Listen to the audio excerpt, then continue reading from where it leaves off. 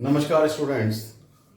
पिछले लेक्चर में आप लोगों ने हाइजेनबर्ग अनसर्टेनिटी प्रिंसिपल पढ़ा था। उसके अलावा ड्यूअल नेचर ऑफ मैटर पढ़ा था, जो मैंने आप लोगों को उसकी डेरिवेशन अच्छे से समझाई थी, उस कंसेप्ट को समझाया था। आज मैं उसी टॉपिक को कुछ न्यूमेरिकल की हेल्प से आप लोगों को और समझाने की कोशिश करूंगा। देखिए,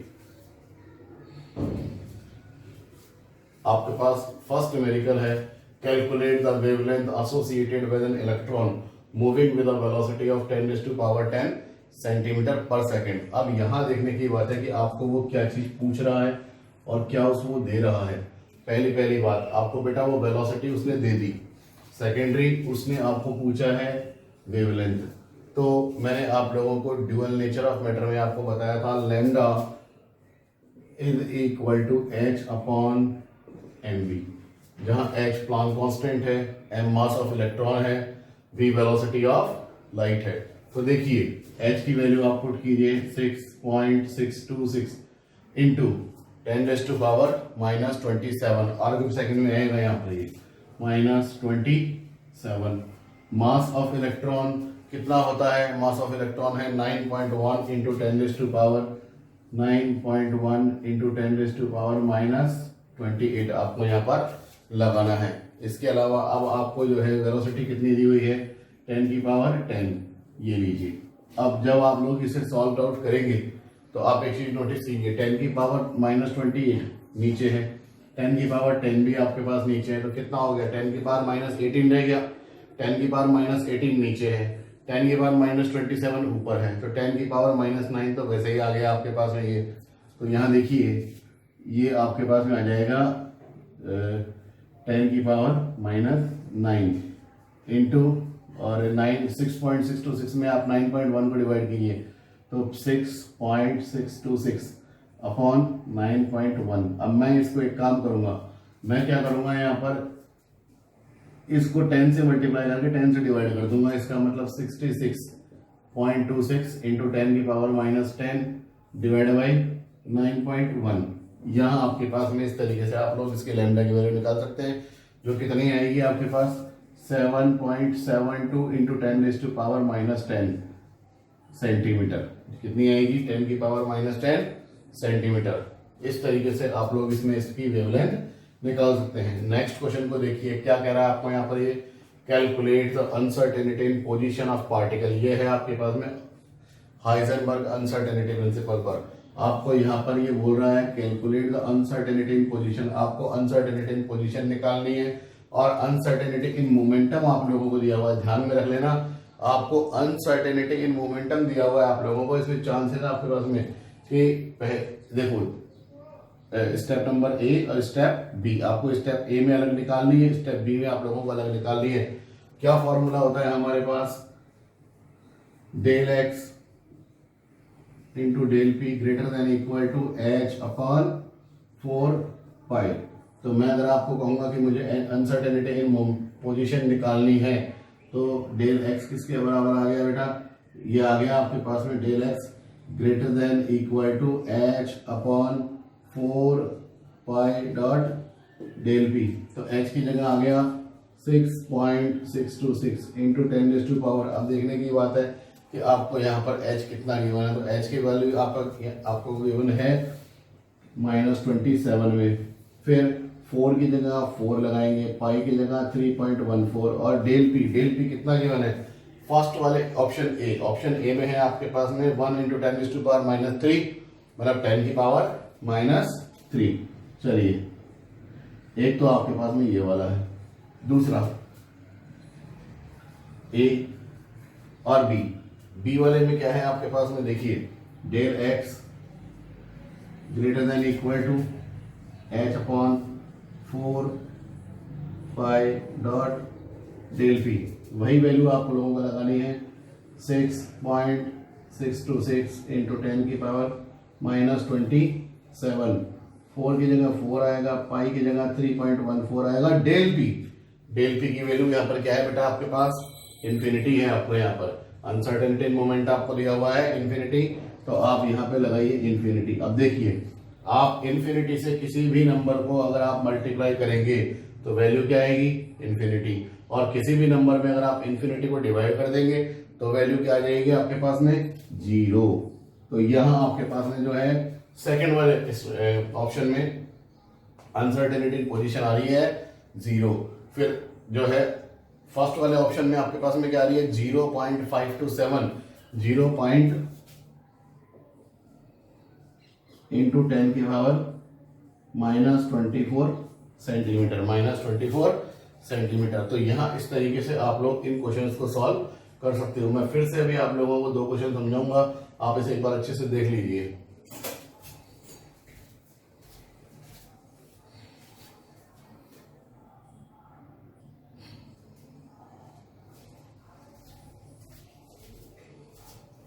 यस चिल्ड्रन, आप बोर्ड पर 2 क्वेश्चन देख पा रहे हैं। पहला क्वेश्चन आप लोगों को क्या कह रहा है, calculate the momentum of particle has a wavelength of de Broglie wavelength दी हुई है आपको 2.5 इंटू 10⁻⁻10 मीटर। यहाँ आपको क्या चीज पता करनी है बेटा, आप लोगों को मोमेंटम पता करना है। तो देखिए आपके पास में जो मोमेंटम है उसके लिए क्या लगाना पड़ेगा आप लोगों को, आपके पास में लैम्डा इज इक्वल टू होता है h/p। So P is equal to h/लैम्डा।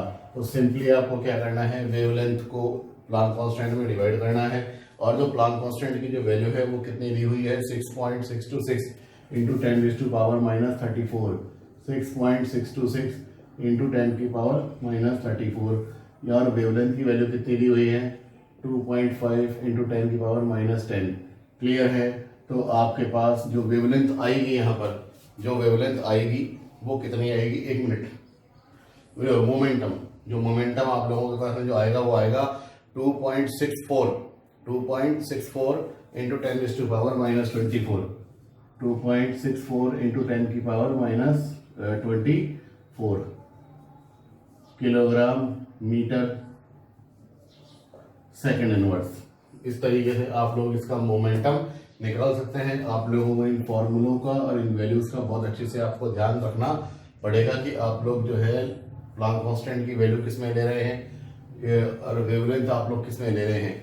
अब देखिए अगर हम फोर्थ क्वेश्चन की बात करें, फोर्थ क्वेश्चन क्या कर रहा है, calculate the mass of photon of sodium light has a wavelength of 5890 angstrom, और आपको h की वैल्यू दे दी, इधर c की वैल्यू दे दी। क्या पूछ रहा है, मास पूछ रहा है आप लोगों से। पहली चीज lambda is equal to h/mv, और यहां m आ जाएगा आपके पास में h/लैम्डा, और v की जगह मैंने लगा दिया c मतलब वेलोसिटी ऑफ लाइट या वेलोसिटी ऑफ फोटोन। अब h की वैल्यू आप लोग लगाइए इसमें 6.626 इंटू 10⁻⁻27। यहाँ आपको ये अर्ध सेकंड में दिया हुआ है, ऊपर आप लोगों को जूल के हिसाब से दिया हुआ था। तो लैम्डा अब यहाँ पे कितना है आपके पास बेटा 5890, और किसमें दिया हुआ है आप लोगों को, ये एंगस्ट्रॉम में दिया हुआ है, एंगस्ट्रॉम में दिया हुआ है। इसका मतलब इंटू 10⁻⁻8 सेंटीमीटर, और c की वैल्यू 3 इंटू 10 3 इंटू 10 की पावर क्या लगाओगे आप लोग यहाँ पे 10 की पावर 10 लगाना है आप लोगों को यहाँ पर। अब ये देखिए कितना आ जाएगा आपके पास में यहाँ, इसका मास जब आप इसको कैलकुलेट करोगे तो इसके मास की वैल्यू आएगी आपके पास में 3.75 इंटू 10 की पावर -33 3.75 इंटू 10 की पावर -33, और इसकी यूनिट क्या रहेगी आप लोगों के पास में, ग्राम रहेगी। यूनिट क्या रहेगी, ग्राम। तो इस तरीके से आप लोगों के पास में जो फोर्थ क्वेश्चन है वो भी सॉल्व हुआ। अब मैं आप लोगों को फिर से क्वेश्चन नंबर 5 बताऊंगा, आप इसे अच्छे से एक बार देख लीजिए।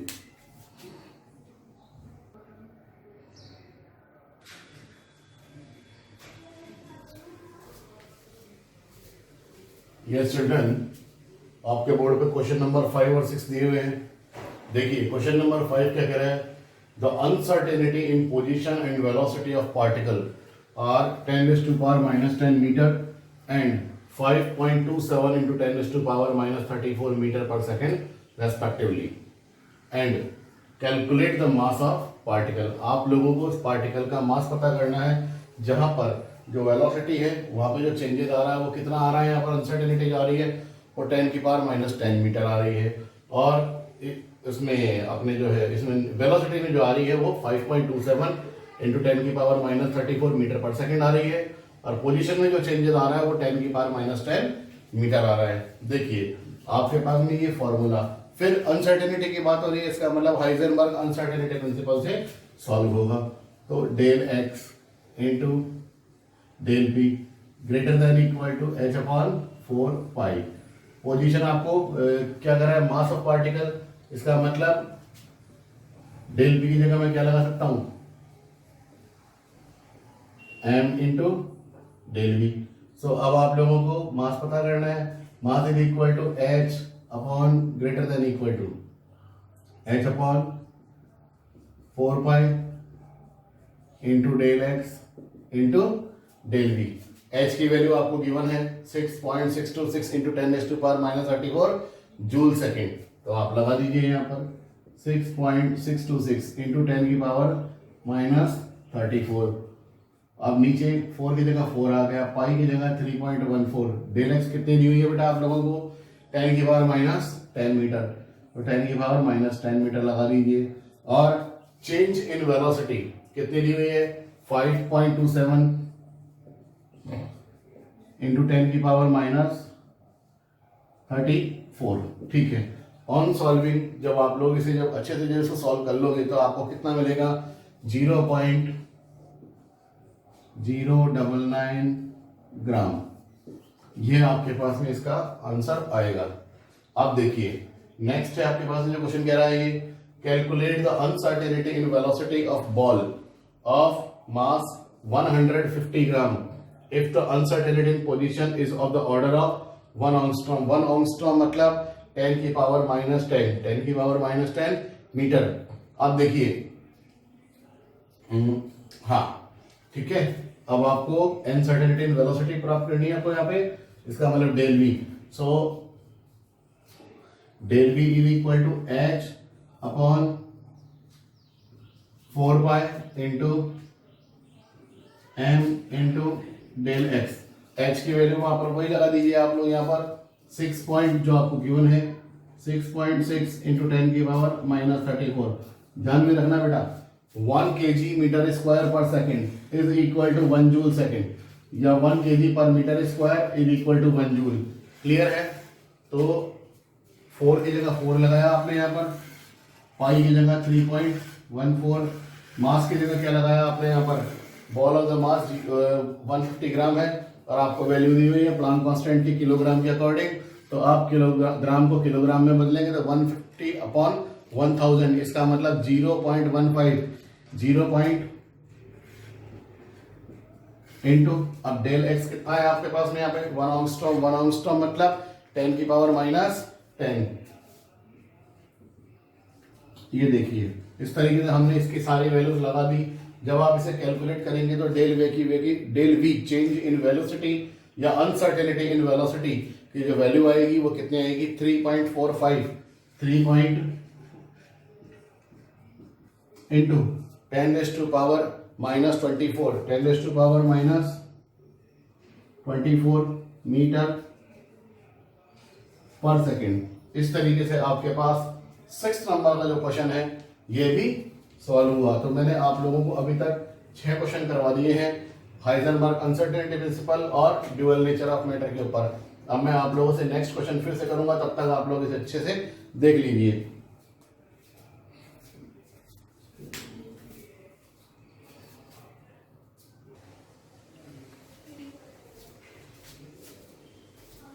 यस चिल्ड्रन, देखिए आपके पास जो नेक्स्ट क्वेश्चन है वो क्या कह रहा है, find the number of waves made bye bore electron in one complete revolution. बेटा सबसे पहले ही समझो नंबर ऑफ वेव्स कैसे निकलेगी आपको, इसका मतलब आपको नंबर ऑफ वेवलेंथ निकालनी है।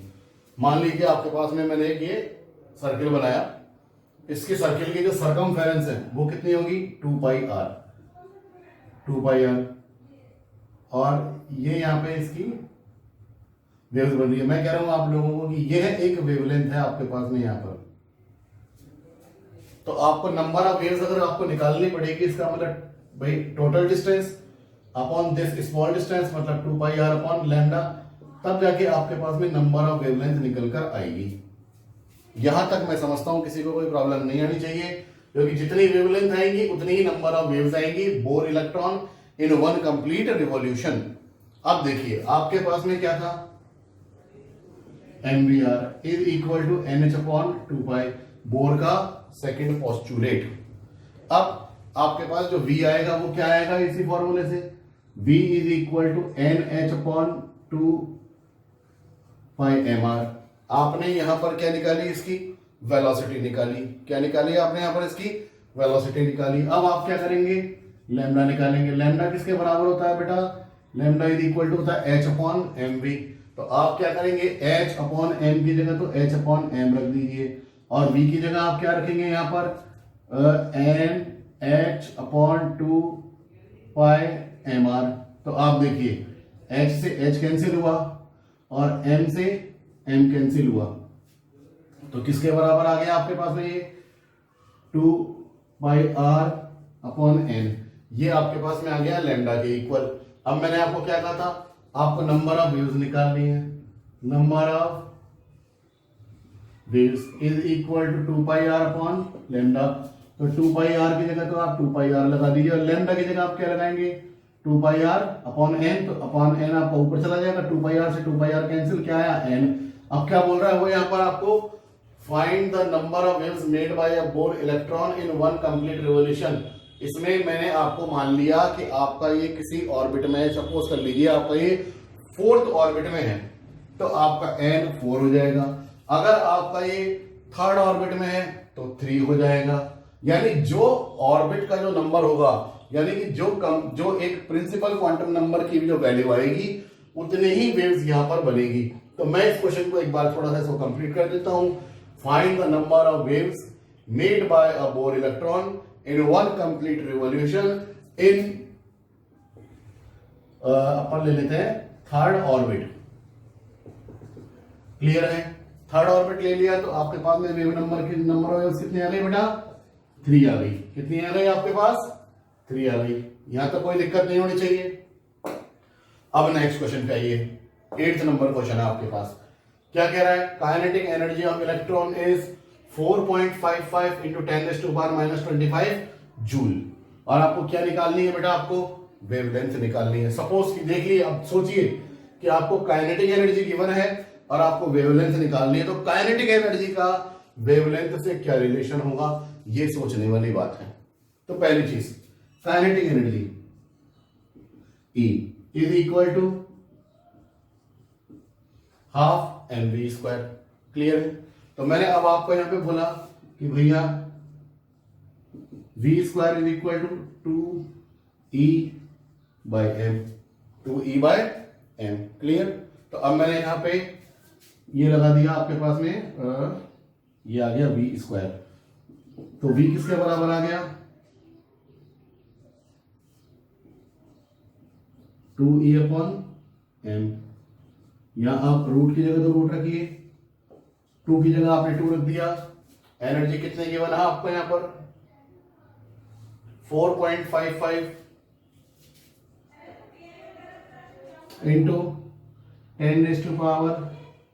10⁻⁻25। और क्या कह रहा है वहां पर, इलेक्ट्रॉन की बात कर रहा है। किसकी बात कर रहा है, इलेक्ट्रॉन की बात कर रहा है। इसका मतलब अब आपके पास यहां इलेक्ट्रॉन का मास 9.1 इंटू 10⁻⁻31, 9.1 इंटू 10⁻⁻31। जब आप इसे सॉल्व करेंगे तो आपको v की जो वैल्यू मिलेगी वो मिलेगी 10⁻3। कितने मिलेगी आपको, 10⁻3 मीटर पर सेकेंड। अब आपके पास जो लैम्डा है उसकी वैल्यू क्या आएगी, क्योंकि आपको क्या पता करना है, वेवलेंथ पता करना है। तो लैम्डा किसके बराबर आ जाएगा, H/mv। तो आपने H की जगह क्या लगाया बेटा, 6.626 इंटू 10⁻⁻34 जूल सेकंड लगा दीजिए। क्लियर। क्यों जूल सेकंड लगाएंगे हम लोग, क्योंकि काइनेटिक एनर्जी भी आपको जूल में गिवन है। अब आपने m की जगह आप m लगा दीजिए, 9.1 इंटू 10⁻31। और वेलोसिटी कितनी आ गई, 10⁻3। इस तरीके से आप लोग यहाँ पर इसकी वेवलेंथ को निकाल सकते हो। जो भी इसकी कैलकुलेट करने पर जो इसकी वेवलेंथ आ रही है, कितनी आएगी इसकी वेवलेंथ, 0.72 इंटू 10 की पावर -6 मीटर, 0.72 इंटू 10 की पावर -6 मीटर। अब देखिए ये आपके पास में है। अब मैं इसको, इसी क्वेश्चन को एक दूसरे तरीके से सॉल्व करने की कोशिश करूंगा। देखिए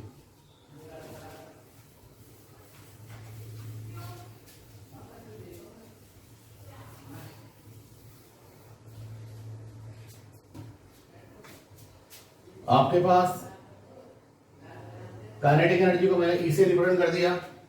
ई किसके बराबर है बेटा? हाफ एम बी स्क्वायर के। तो मैंने आपको कहा एम बी स्क्वायर किसके इक्वल? 2e के इक्वल हो गया। मैं इधर भी m से मल्टीप्लाई कर रहा हूं, इधर भी m से मल्टीप्लाई कर रहा हूं, तो m स्क्वायर बी स्क्वायर किसके बराबर आ गया? 2em। m square b square किसके इक्वल होता है? p स्क्वायर के इक्वल होता है। p किसके इक्वल हो गया?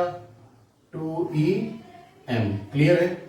यानी मोमेंटम हो गया आपके पास में √2em। लैम्डा किसके इक्वल होता है? लैम्डा होता है h अपॉन p के इक्वल। तो आपके पास में h अपॉन √2em। आपने h की जगह तो h लगा दिया, कितना? 6.626 इंटू 10 की पावर -34। और यहां पर आपके पास में रूट की जगह रूट आ जाएगा, 2 की जगह 2 आ जाएगा, और काइनेटिक एनर्जी 4.55 इंटू 10 की power -24। Mass of electron 9.1 into 10 की पावर -31। इस तरीके से भी जब आप इसको सॉल्व करोगे तो वैल्यू आपके पास में यही निकल कर आएगी, 0.72 इंटू 10 टू पावर -6 मीटर। अब देखिए मैं आपको एक छोटा सा क्वेश्चन और करवा रहा हूं। इसमें क्वेश्चन 8 कर चुका हूं हम लोग। क्वेश्चन 8 को दो तरीके से हम लोगों ने सॉल्व कर लिया है। अब मैं आप लोगों को एक क्वेश्चन करवा रहा हूं, वो क्वेश्चन मैं आप लोगों को वर्बली बोलूंगा कि क्या है ये क्या कहना चाह रहा है? If the kinetic energy of electron is 4 times. ये क्वेश्चन कह रहा है आप लोगों को, आपने काइनेटिक एनर्जी इंक्रीज कर दी 4 टाइम्स। क्लियर है? काइनेटिक एनर्जी को आपने 4 गुनी बढ़ा दिया, तो आप ये बताइए उसकी वेवलेंथ पे क्या फर्क पड़ेगा? किस पे फर्क पड़ेगा? वेवलेंथ पे क्या फर्क पड़ेगा? मैं ये क्वेश्चन आपको इसीलिए करवा रहा हूं क्योंकि इस क्वेश्चन को करने के लिए मैं इसी शॉर्ट ट्रिक का यूज करूंगा। देखिए मैंने बोला इनिशियली वेवलेंथ λ1 है, इनिशियली वेवलेंथ λ1 है, तो h की जगह मैंने h लगा दिया, रूट की जगह बेटा मैंने रूट लगा दिया, 2 की जगह 2 लगा दिया, m की जगह मैंने m लगा दिया, लेकिन e की जगह मैंने क्या लगा दिया? E1 लगाया। क्लियर है? क्योंकि मुझे क्या इंक्रीज करना है? काइनेटिक एनर्जी इंक्रीज करनी है। अब λ2 की जगह मैंने λ2 लगा दिया, सेकंड वेवलेंथ, सेकंड केस। वहां पर मैंने क्या कर दिया? h की जगह h लगा दिया, √2 की जगह √2 लगा दिया, m की जगह m लगा दिया, और एनर्जी कितनी लगा दी? सेकंड वेवलेंथ के लिए E2 लगा दी। अब λ2 अपॉन λ1 क्या आया आपके पास में? h अपॉन √2 √m √E2, सबको अलग अलग कर दिया। अब h अपॉन, और यहां पर √2 √m √E1, तो h से h गया, √2 से √2 गया, √m से √m गया। क्या आया आपके पास में? √E1 upon √E2। यह कह दिया जाए कि √E1 अपॉन E2। अब मैंने आपको क्या कहा था भाई? इनिशियली उसकी एनर्जी है E1, और बाद में हमने क्या कर दिया? उसकी एनर्जी को 4 गुना बढ़ा दिया, यानी कि जो E2 है वो E1 से 4 टाइम्स ज्यादा है, तो मैं E2 की जगह क्या लगा दूंगा? 4E1 लगा दूंगा। यहाँ पर 4E1, तो E1 से E1 कैंसिल हो गया, क्या आया? 1/4 का रूट। तो यहाँ आपके पास में कितना आ जाएगा? λ2 अपॉन λ1 इज इक्वल टू 1/2। इसका मतलब अब आपके पास में जो λ2 हो गई वो क्या आ गई? λ1 इंटू 1/4, इसका 1/2। तो यहाँ देखिए आपके पास जो सेकेंड टाइम में जो वेवलेंथ जो थी वो फर्स्ट टाइम के वेवलेंथ के जस्ट हाफ टाइम्स रहेगी। तो यहाँ पर ये वाला क्वेश्चन भी आप कर चुके हैं। तो इस तरीके से मैंने बेटा आज आप लोगों को पूरे 9 क्वेश्चन करवाए हैं। नेक्स्ट लेक्चर में मैं आप लोगों से मिलूंगा क्वांटम नंबर्स के साथ। तब तक के लिए नमस्कार।